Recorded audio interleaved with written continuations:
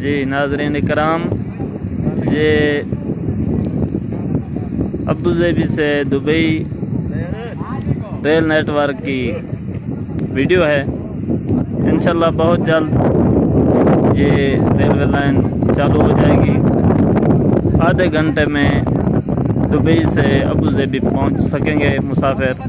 ये 1200 किलोमीटर लंबा प्रोजेक्ट है।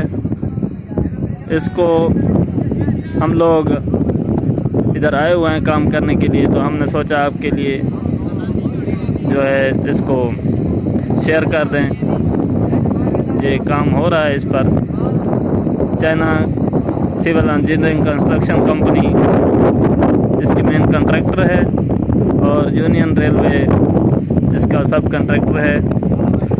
ये हमारे दोस्त बैठे हैं, डिवाइन नाइजीरिया के रहने वाले हैं, आप देख सकते हैं।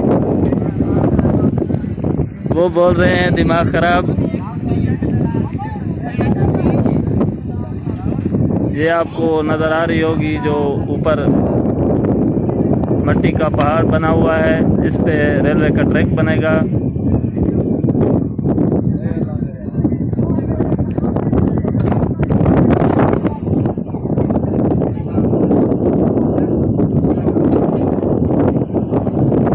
चला नहीं क्या था बंद થઈ ગઈ રે चल